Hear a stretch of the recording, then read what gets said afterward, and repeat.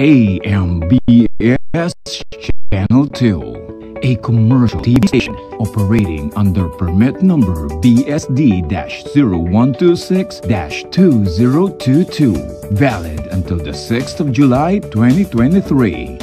Channel 2 transmitter is located at Diliman, Quezon City.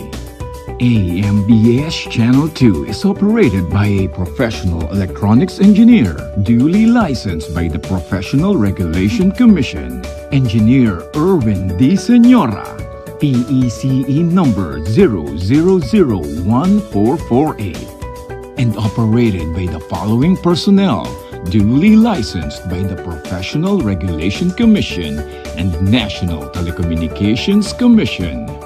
Romel G. Ardenio, ECE number 23097. Kent P. De La Cruz, ECE number 0077750.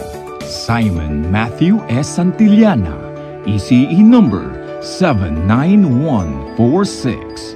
Mon Israel U. Bagay, 09-1PCAR-23697. Orlando M. Lagarta, 93-1PNCR-6016.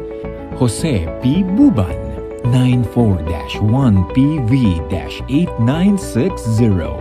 Rene O. Agravante, 93-1PV-5715. This is AMBS Channel 2, now signing off.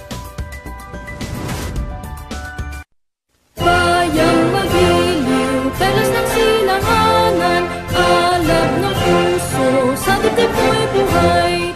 Lupang hirang, duyan ka ng magiping, sa manlulupig, di ka pasisigaw. Sa dagat at bundok, sa simoy at sa langit mong bukaw, may dilag ang tula at awit sa paglayang minamahal.